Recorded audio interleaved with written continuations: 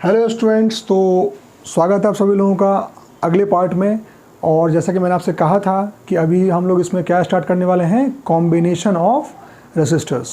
तो जो रेसिस्टर्स आपने पढ़े हैं उनको हम अलग अलग तरीके से अरेंज कर सकते हैं। उसमें क्या क्या तरीके होते हैं, कैसे कैसे उसको हम अरेंज करते हैं, उसमें क्या क्या फ़ायदे हैं, क्या क्या नुकसान हैं, कौन सा अरेंजमेंट कहाँ पर अप्लाई करना सही रहता है, ये सब कुछ हम इस वीडियो में देखने वाले हैं। तो आप नोट अपना निकाल लीजिए और शुरू करते हैं। Combination of resistors, combination of resistors, ठीक है जी। तो सबसे पहला जो इसमें कॉम्बिनेशन होता है वो होता है सीरीज़ कॉम्बिनेशन। तो मैं उसको दोनों साथ साथ लेके चलूँगा, सीरीज़ कॉम्बिनेशन, और साथ ही साथ अगला होता है कौन सा, पैरेलल कॉम्बिनेशन। दोनों को मैं साथ साथ लेके चलता हूँ, फिर इसके आगे बात करेंगे, सीरीज़ एंड पैरेलल, ठीक है। तो सबसे पहला क्या होता है, सीरीज़ कॉम्बिनेशन। तो सीरीज़ कॉम्बिनेशन का पहला पॉइंट नोट करेंगे कि resistors are connected end to end. Resistors are connected end to end, मतलब एक जहाँ से ख़त्म होगा वहीं से दूसरा चालू होगा। कैसे, डायग्राम देख लो, बिल्कुल सीक्वेंस वाइज सीखो हर चीज़ को, ठीक है ना।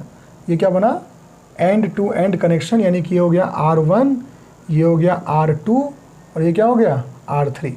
तो ये तीन रेसिस्टर्स हैं, तीनों एंड टू एंड जुड़े हुए हैं। तो ऐसे कनेक्शन को क्या बोलते हैं, सीरीज़ कनेक्शन। यहाँ पैरेलल में देखिए क्या होता है कि resistance are joined,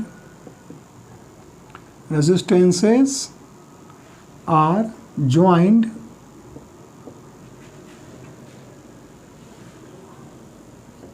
resistances are joined parallelly. Resistances कैसे ज्वाइन करते हैं हम लोग, पैरेलली ज्वाइन करते हैं। कैसे, समझ लीजिए, जैसे कि एक हमने रेजिस्टर बनाया, ये हुआ क्या R1, इसको हमने यहाँ ज्वाइन किया किससे, R2 से, जो कि पैरेलल लाइन पे है। तीसरा कौन सा लिया हमने, R3 लिया। तो आप देख सकते हैं कि इस बार जो ये तीनों रेजिस्टर्स हैं वो किस में हैं, पैरेलल में है, जबकि यहाँ क्या है, वो सीरीज़ में है। तो यही मतलब होता है सीरीज़ कनेक्शन और पैरेलल कनेक्शन का, ठीक है। चलिए अब आते हैं इसके सेकेंड पॉइंट पे। क्या होता है, देखिए सेकेंड पॉइंट का क्या है कि current is same through all resistors, through all resistors. कोई भी रेजिस्टर अगर इसमें लगा होगा तो करंट क्या होगा, इसमें सेम होगा। और यहाँ देखेंगे हम लोग अगले पॉइंट में कि current is different through different resistors. Current is different through different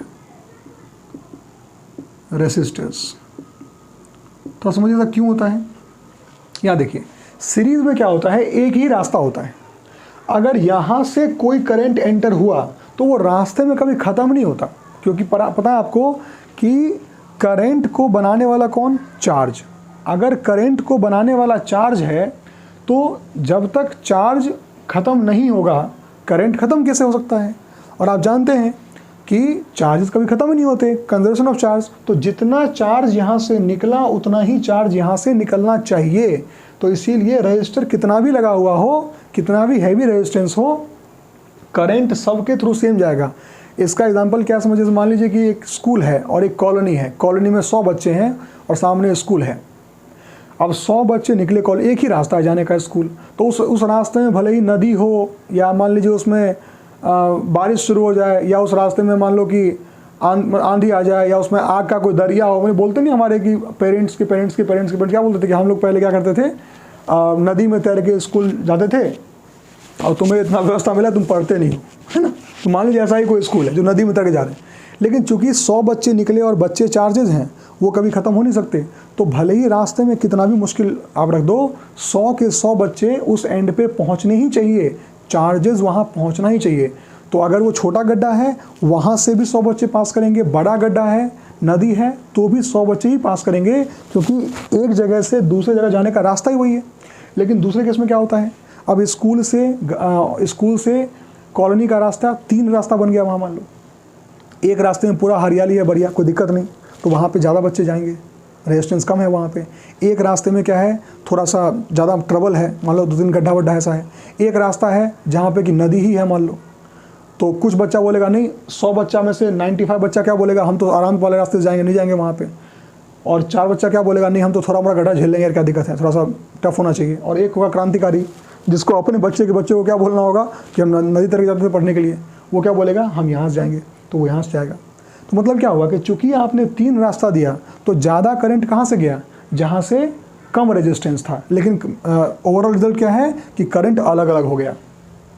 number 3 क्या लिखेंगे, voltage across each resistor is different. Voltage क्या होगा, डिफरेंट होगा। अब इसके पीछे क्या लॉजिक है बताइए।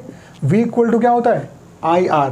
अगर V इक्वल टू IR होता है तो आपको अच्छे से पता है कि यहाँ पर रेजिस्टेंस अलग अलग होने की वजह से करंट सबका सेम ही है। करंट यहाँ पे I। अगर यहाँ I करंट गया तो यहाँ भी I गया, यहाँ भी I गया, यहाँ भी I गया। लेकिन चूंकि रेजिस्टेंस R1, R2, R3 है तो यहाँ का वोल्टेज क्या हो गया, IR1, यहाँ का IR2, यहाँ का IR3। तो वोल्टेज अलग अलग हो गया, ठीक है। लेकिन यहाँ पे क्या होता है, वोल्टेज अक्रॉस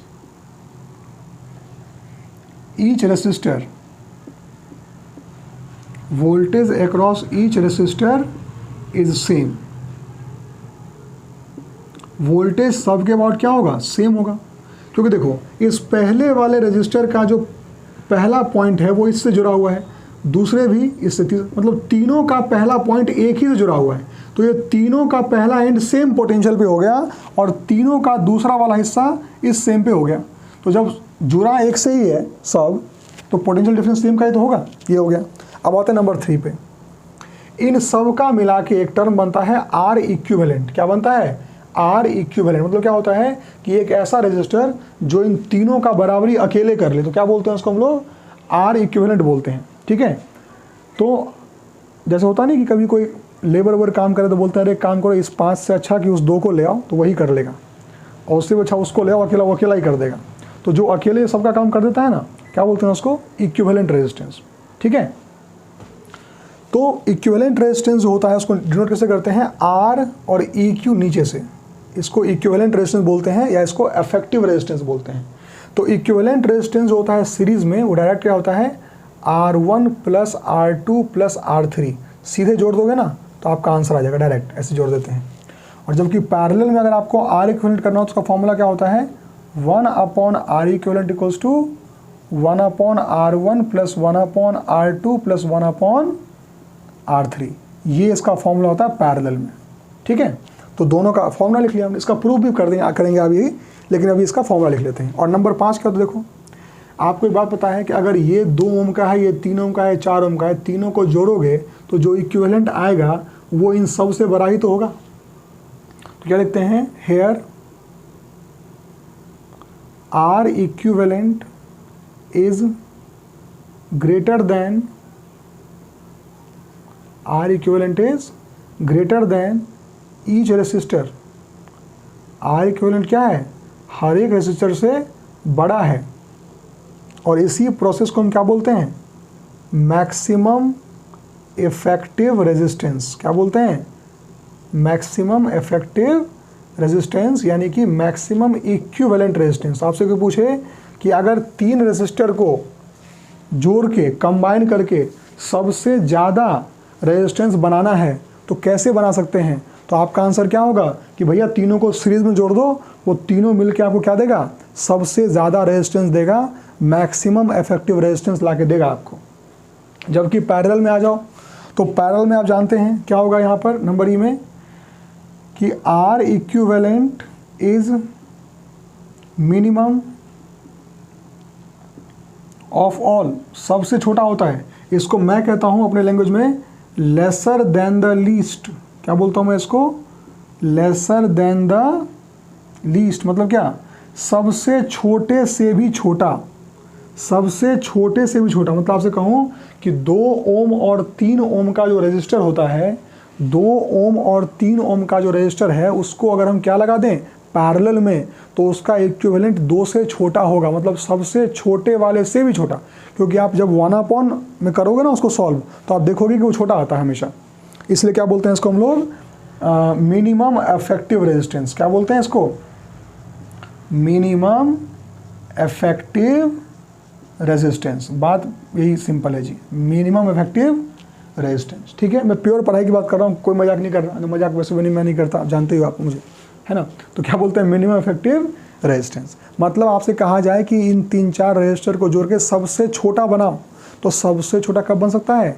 जब आप उसको पैरेलल में डाल दो, तो पैरेलल में डलते ही क्या होगा? उसकी वैल्यू सबसे छोटी हो जाएगी। तो ये हो गया आपका मैक्सिमम और मिनिमम इफेक्टिव रेजिस्टेंस। ठीक है, चलिए आगे बढ़ते हैं। अब ये जो फॉर्मूला है, इस फॉर्मूले को प्रूफ कैसे करते हैं कि ये फॉर्मूला असली में ऐसा ही होता है, कुछ और होता है? तो इसका आता है डेरिवेशन, और डेरिवेशन बहुत ज़्यादा इंपॉर्टेंट है, इसको आप नोट कर लेंगे। तो लिखेंगे हम लोग पहले यहाँ पे derivation of series connection. Derivation मतलब होता है कोई फॉर्मूला कैसे आया, उसको पूरा प्रोसेस उसका, है ना। तो derivation of series connection, series connection. तो सीरीज कनेक्शन का पढ़ते हैं डेरिवेशन। देखिए, मान लिया हमने कि एक रजिस्टर ये रहा, दूसरा ये रहा, तीसरा ये रहा। 3 रजिस्टर्स लगे हुए हैं किसमें? सीरीज में, एक बैटरी के साथ ऐसे। तो इसका नाम क्या रखा हमने? R1, नीचे लिख लेते हैं इसको थोड़ा सा। इसका नाम क्या रखा हमने? R1, इसका नाम रखा R2, इसका नाम क्या रखा? R3। और ये बैटरी है V वोल्ट का। ठीक है, सिंपल सी बात है। अब लेकिन एक सर्किट बनाएंगे हम लोग, एक और इक्विवेलेंट। कौन सा? इन तीनों के बदले एक मान लो, जिसका नाम क्या लिखेंगे? R इक्विवेलेंट, जो हमें निकालना है। क्योंकि वो इसी का इक्विवेलेंट है, इसलिए इसको भी बैटरी तो वही रखना पड़ेगा। तो ये 2 डायग्राम आपको साथ साथ बनाना पड़ता है कि इन तीनों का मिला के एक दिखाते हैं कि भाई ये है। ठीक है, अब जो जो लिखा है वो लिख दो। क्या लिखेंगे? कंसीडर या late consider 3 resistors. Consider 3 resistors. कौन कौन से? R1, R2 and R3 connected in parallel, connected in series with a voltage source,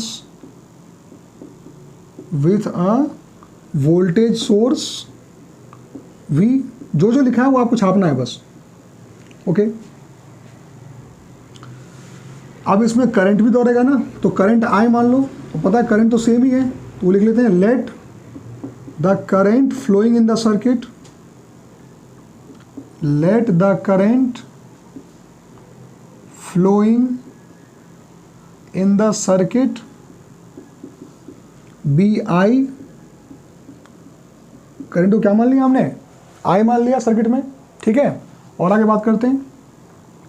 let the voltage across R1 is, यह ना R1 पर बताइए वोल्टेज क्या होगा? आप तो सब जानते हैं, V इक्वल टू क्या होता है? IR। तो इसके वोल्टेज को क्या मान लिया हमने? V1 मान लिया, V1। इसके वोल्टेज को क्या मान लिया हमने? V2। और इसको क्या मान लिया हमने? V3। ठीक है, V1 यहाँ से, V2 यहाँ से, V3 यहाँ से, 3 नाम हो गया। मैं बोल भी रहा हूँ, डायग्राम भले छोटा हो, क्योंकि मैं चाहता हूँ कि कंटेंट थोड़ा अच्छा रखूँ यहाँ पर, कम से कम इस जगह पर, तो इसीलिए हाँ कंजूस नहीं हूँ। ठीक है, ओके, तो बोल रहा हूँ साथ में ना, तो V1, V2, V3, इसीलिए आप उसको नोट भी कर सकते हैं अपने हिसाब से। आप बहुत अच्छा डायग्राम बनाना, ठीक है, भर देना पूरा पेज। ठीक है, तो R1 के अबाउट वोल्टेज क्या मान लिया हमने? V1। वोल्टेज अक्रॉस R2 हमने क्या मान लिया? V2। End voltage across R3 क्या मान लिया हमने? V3 मान लिया। ठीक है, इतनी बातें पहले हमें लिखनी पड़ेंगी डायग्राम के साथ, इसमें कुछ भी नहीं है, जो जो है उसको छापा है बस। ठीक, अब आगे बढ़िए। यहाँ V का वोल्टेज है, इसका मतलब होता है बड़ा सिंपल कि डिफरेंस चूंकि V का है, इसका मतलब जो बड़ा वाला प्लेट है वो V पे है और छोटू वाला 0 पे है। बड़ा वाला कितने पे है, V पे, और छोटू वाला कितने पे है, 0 पे, तभी उसका डिफरेंस V होता है। ये समझिए पहले। जैसे मान लो कि एक, वही ग्राउंड से सिखाता हूँ मैं तो हमेशा, मान लो ये 5 मीटर की हाइट पे है और ये 7 मीटर की हाइट पे है, तो क्या बोलेंगे हम लोग, अरे डिफरेंस 2 का है, बोलते हैं ना। तो डिफरेंस दिखाता है ये, अगर डिफरेंस V है मतलब क्या, कि एक V पे है दूसरा 0 पे होगा, ये मतलब हुआ। अब देखो यहाँ से V लेके निकला, सीधे V1 खर्चा हो गया, तुरंत खर्चा हो गया, फिर यहाँ निकला, फिर V2 खर्चा हो गया, फिर निकला V3 खर्चा हो गया, वो 0 लेके आ गए, भाई अब दोबारा से वोल्टेज दो। यही होता है। तो एक्चुअली वोल्टेज खर्च होता है रजिस्टर के पास। ये लैंग्वेज चाहो तो भले हिंदी में लिख लो कि वोल्टेज क्या होता है, यहाँ से वोल्टेज निकल के R1 पे V1 खर्चा, R2 पे V2 खर्चा और R3 पे V3 का खर्चा हुआ। और आप जब घर से निकलते हैं और फिर क्या करते हैं, पूरा खर्चा करके लौटते हैं, पैसा पूरा ख़त्म हो गया, तो मान लो 500 रुपये लेके घर से निकले और लौट के आए तो पैसा 0 हो गया, तो जोड़ते हो ना कि यहाँ पे इतना खर्चा, यहाँ पे इतना खर्चा, तो पूरा हिसाब किताब लगाते हैं। तो वही यहाँ पे करते हैं। ये V लेके निकला था और V1 V2 V3 खर्च करके आया, तो बैठ के हिसाब कर रहा है। क्या हिसाब कर रहा है, वही हिसाब हमें लिखना होता है। जो बटता है उसको जोड़ते हैं। क्या बोला मैंने, जो बटता है उसको जोड़ते हैं। तो यहाँ पे कौन बट रहा है, यहाँ वोल्टेज 3 टुकड़ों में बट रहा है, तो तीनों को जोड़ देंगे। तो बताइए V क्या हो जाएगा, V हो जाएगा V1 plus V2 plus V3। क्या हो जाएगा, V1 plus V2 plus V3। अब बताइए जो पहला वाला V है, ये चूंकि इक्विवेलेंट निकालने के लिए कर रहे हैं ना हम, तो इस V को यहाँ से निकाल लेते हैं। बताइए चूंकि ये इक्विवेलेंट ही है, तो इसके अबाउट भी करंट कितना जाएगा, करंट तो इसके अबाउट आ ही जाएगा ना, क्योंकि करंट यहाँ भी आ ही जा रहा है। तो यहाँ भी चूंकि करंट आ ही गया, इसका मतलब ये हुआ कि I करंट यहाँ जाके यहाँ पे कितने का ड्रॉप देगा, बताइए। चूंकि खर्चा करने वाला एक ही दुकान है, अब जो खर्चा इन तीनों पे हो रहा था वो खर्चा अकेला इसी पे होगा, क्योंकि वही तो है इक्विवेलेंट। तो V डिफरेंस या यहाँ पे 0 उसको होना ही है, सारा का सारा V वहीं खर्चा करके आ गया, मॉल गए पूरा पैसा वहीं पर जो खर्चा करके आ गया। ठीक है, तो बताइए यहाँ का वोल्टेज क्या, I into R equivalent.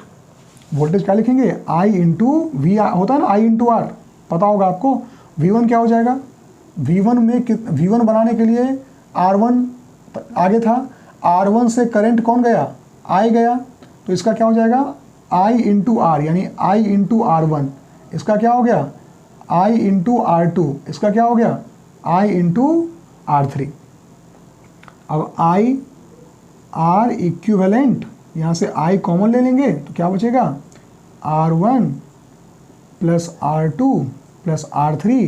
I से I कैंसिल हो गया, तो क्या बचा R equivalent is equals to R1 plus R2 plus R3। ये हो गया हमारा क्या, इक्विवेलेंट रेजिस्टेंस, किसमें, सीरीज में। ठीक है, डेरिवेशन तैयार है अपना। अब यही काम हम किसके लिए कर लेते हैं, पैरेलल के लिए। 3 नंबर में बोर्ड में आया था आपका क्वेश्चन ये। ठीक है, अगला इसका लिखेंगे derivation of parallel, derivation of parallel connection, derivation of parallel connection. चलिए पैरेलल की बात कर लेते हैं। पैरेलल बड़ा आसान है जी, ये भी ऐसा ही है। तो पहले तो हम डायग्राम बना लेते हैं, बाकी बात तो करते ही हैं हम लोग। ठीक है ना, तो चलिए, तो ये बनाया हमने एक रेजिस्टेंस R1 दिया, अगला कौन सा दिया R2, तीसरा कौन सा R3। ये 3 रजिस्टर हो गए। अब 3 रजिस्टर को हमने लगाया एक बैटरी से, V से लगाया। तीनों रजिस्टर्स लगे हैं किसमें, पैरेलल में।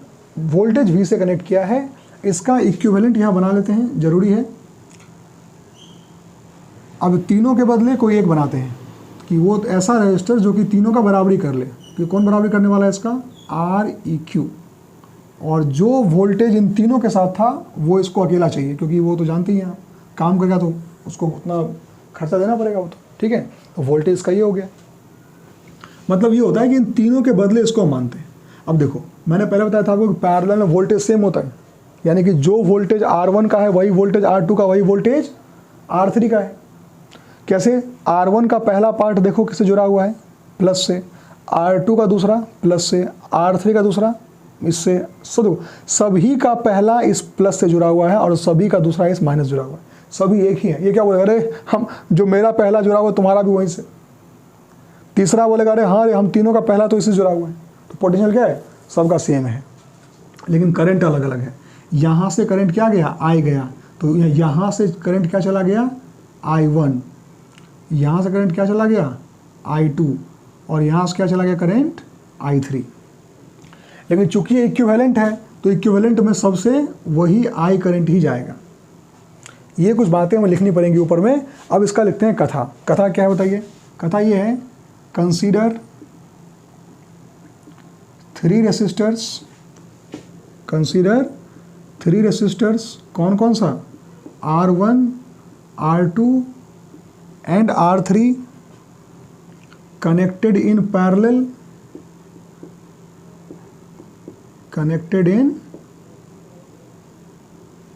parallel with voltage source